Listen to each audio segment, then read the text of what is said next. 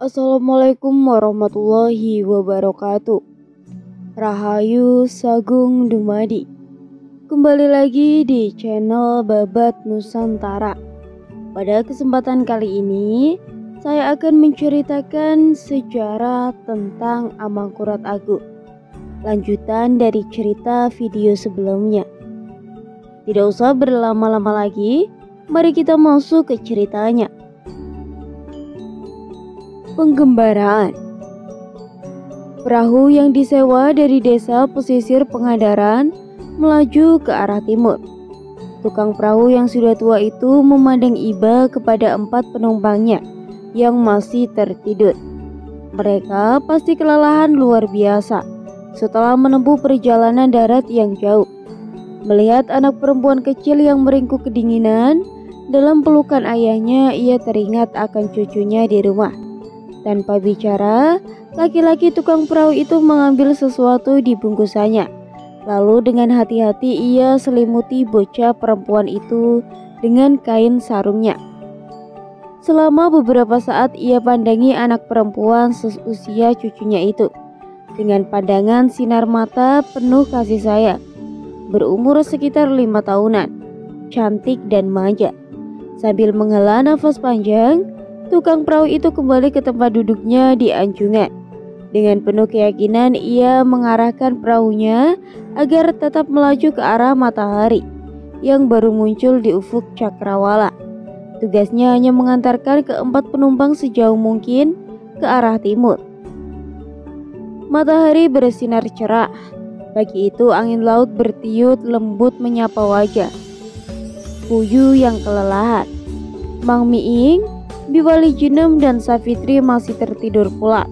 Sementara Juragan Asep Sunandar terbangun ketika datang gelombang ombak agak besar menghadam lambung perahu dan airnya muncrat mengenai wajahnya. Pertama kali yang diucapkan adalah puji syukur kepada Tuhan manakala menyadari mereka akhirnya bisa selamat keluar meninggalkan desanya jauh di pesisir barat sana.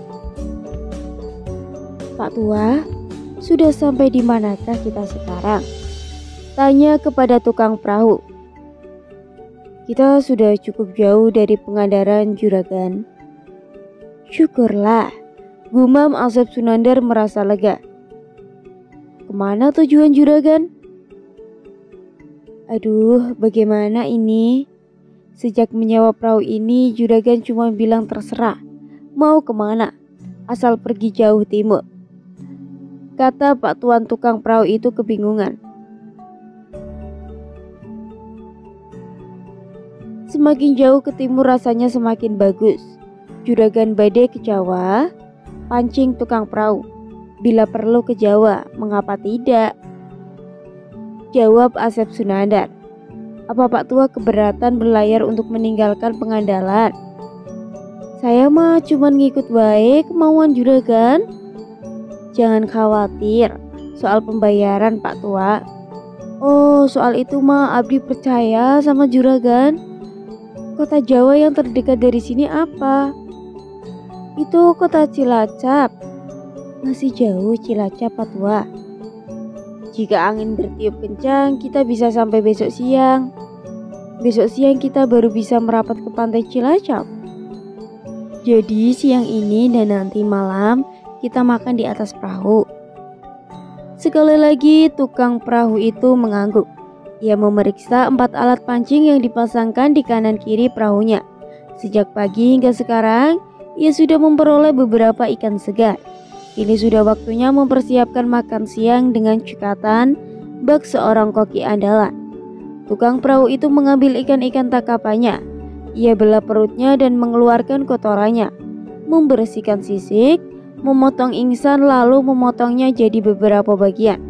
Setelah dicuci bersih dan diberi bumbu yang sudah disiapkan dari rumah, setiap hendak pergi melaut, ia lalu memasukkannya ke kuali yang terbuat dari tanah liat. Diberi air tawar secukupnya dan direbus di atas perapian arang. Tinggal menyiapkan irisan tomat, bawang merah, bawang putih, sedikit cabai rawit dan akhirnya memberikan sentuhan rasa dengan memberi daun seledri. Garam secukupnya, dan perasan jeruk nipis. Sup ikan segar diaduk bersama bumbunya. Sementara itu nasi putih punel sudah masak mengepul panas. Tepat ketika masakan sudah siap semua, Mang Miing, Biwali Jinem, dan Safitri sudah bangun. Bau semerbak sup ikan laut segar yang sedap dan wangi membuat perut keruyukan tanda lapar. Siang itu mereka makan bersama di atas perahu yang melaju sangat lahap, hingga keluar keringat tanda puas dan nikmat. Perahu terus melaju memecah ombak menuju ke timur. Waktu terus berjalan tanpa terasa malam telah datang. Beruntung bulan masih terlihat terang di langit malam itu. Tak ada awan yang menutupi keindahan bulan selepas satu hari purnama. Makan bersama malam itu sengaja dibuat lain oleh Pak Tua tukang perahu. Kali ini menunya adalah ikan laut bakar dengan sambal kecap yang diberi irisan bawang merah dan sedikit cabai rawit, serta kerupuk satu kaleng. Ikan-ikan yang sudah dibersihkan itu tidak dipotong-potong, melainkan hanya iris agar bumbunya merasuk ke daging ikan, lalu dibakar di atas perapian arang. Setelah cukup matang, ikan-ikan tersebut diberi air jeruk nipis untuk menghilangkan bau amis sekaligus sebagai penyedap rasa. Di bawah terang sinar bulan mereka melaju di atas laut. Mereka berlima makan bersama dalam suasana keluargaan. Segala penderitaan dan kesulitan hidup yang baru saja dialami rasanya hilang begitu saja. Apalagi setelah selesai makan, si gadis cilik Safitri mendengarkan lagu Bubui Bulan dengan suara merdu. Biwali Jinem tersenyum bangga melihat anak majikannya gembira. Segembira hatinya karena bangga bahwa lagu yang dinyanyikan itu adalah hasil didikannya. Mang Miing ikut bergembira bertepuk tangan mengiringi irama nyanyian anak majikannya. Bersama dengan perahu, Juragan Asep Sunandar duduk sendirian menyaksikan anak gadisnya sedang bernyanyi. Beberapa kali ia menghela nafas panjang. Ada rasa syukur terucap dalam hatinya melihat anak gadisnya, kedua pembantu setianya, dan tukang perahu yang terlihat gembira malam itu. Menjelang tengah malam, Safitri sudah tidur bersama Biwali Jinem. Pak Tua tukang perahu sedang memeriksa lampu sentir yang tergantung di tiang yang mulai meredup karena kehabisan minyak. Setelah diperbaiki sumbunya dan diberi tambahan minyak, lampu jadi terang lagi. Mang Miing terlihat sedang memandangi bulan di langit. Entah apa yang dipikirkan saat itu. Perlahan Juragan Asep Sunandar mendekati dan duduk di sebelahnya. "Oh, Juragan belum tidur?" sapa Mang Miing tersenyum. "Belum ngantuk, Mang," jawab Juragan Asep Sunandar. "Mari saya temenin, Juragan." Kedua tanpa sadar memandang bulan yang masih tampak bulat.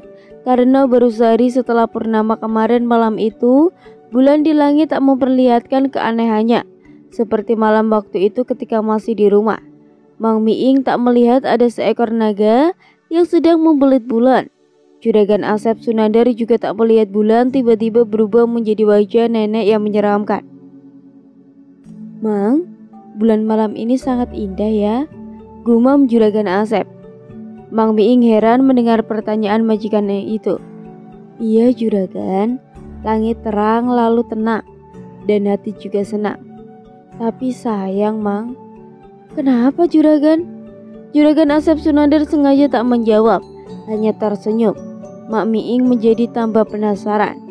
Apa sih maksud majikan itu? Agaknya Juragan Asep Sunandar mengerti perasaan pembantunya yang setia ini.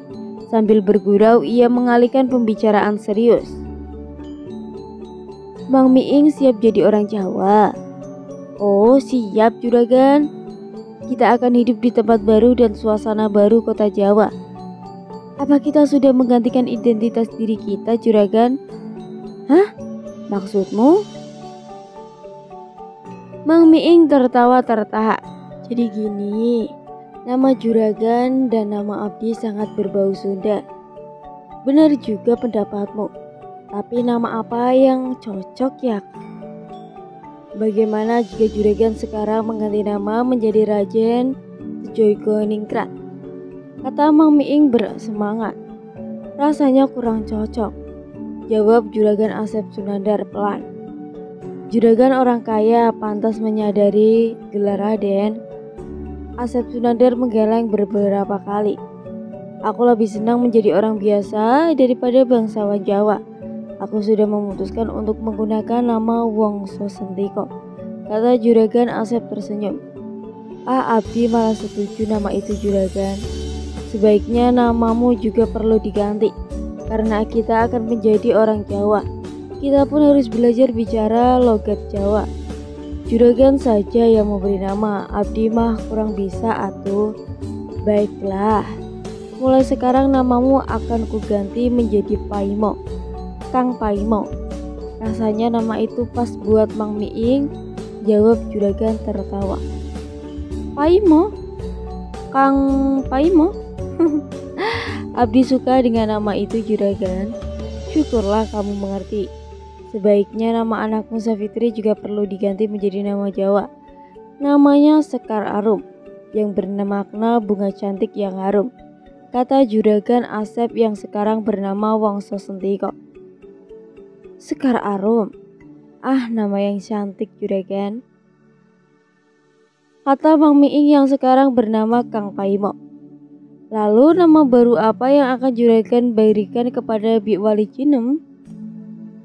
Bi Wali Jinem sudah punya nama Jawa, tak perlu diganti. Juragan, apakah kita akan menetap di Jawa selamanya? Wongso Sentiko memandang aneh kepada Paimo. Aku tidak memaksa kalian untuk ikut dalam pengerembaraan ini. Paimo menduduk. Kamu menyesal menjadi orang Jawa dan akan tinggal di Jawa untuk seterusnya? Tanya Wongso Sentiko menyelidik. Paimo menghela nafas panjang beberapa kali, baru menjawab. Abdi sudah bersumpah akan mengikuti Juragan kemanapun pergi. Aku sangat berterima kasih kepada kalian berdua. Tanpa kalian berdua, bagaimana aku dan anakku menjalani hidup selanjutnya di Jawa? Itulah sebabnya kalian sudah akan menganggap sebagai keluarga sendiri. Terima kasih Juragan sangat memperhatikan kami berdua. Sudahlah, kita perlu istirahat. Mari kita tidur. Paimo mengangguk. Matanya memang sudah terasa berat dan ingin tidur. Sambil mendekat ke samping Wongso Sentiko, ia masih sempat berbisik. Sebetulnya tadi itu Juragan mau bicara apa soal bulan? Wongso Sentiko tersentak mendengar pertanyaan Paimo yang tiba-tiba. Ia menoleh dan menatap heran. Sementara itu yang ditatap justru menunduk. Beberapa saat kemudian Wongso Sentiko justru tertawa lepak. Sambil menunjuk ke langit, ia menggoda Paimo. Lihatlah bulan di atas itu, apakah merasa ada yang aneh? Jantung Paimo berdegup kencang setengah ragu. Ia melihat ke atas. Apa yang kau lihat? Bulan terang dan indah. Memangnya ada apa Juragan? Kau yakin dengan penglihatanmu? Coba perhatikan dengan seksama. Paimo bingung, di atas langit tak ada yang aneh. Normal-normal saja. Maksud Juragan ada apa dengan bulan? Sambil berbisik, Wongso Sentiko merebahkan tubuhnya bersiap tidur. Aku melihat seekor naga sedang melilit bulan. Hah? Tanpa sadar, Paimo tertarik kaget.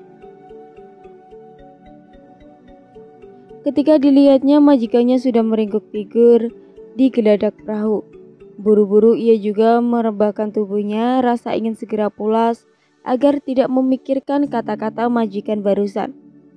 Lucunya, ia tergoda untuk mengintip lewat sela-sela jari tangannya. Apakah benar ada naga yang sedang melilit bulan di angkasa? Ternyata bulan tetap terlihat bersinar terang dan indah. Di langit tidak ada apa-apa. Paimo tersenyum sendiri sebelum akhirnya tertidur lelap. Sementara itu, Pak Tua tukang perahu masih berjaga, mengodakan lajut perahu agar tetap berlayar ke arah timur menuju Cilacap. Cukup sekian cerita yang dapat saya sampaikan. Semoga bermanfaat bagi kalian semua. Mohon maaf apabila ada kesalahan kata atau kata-kata yang kurang tepat.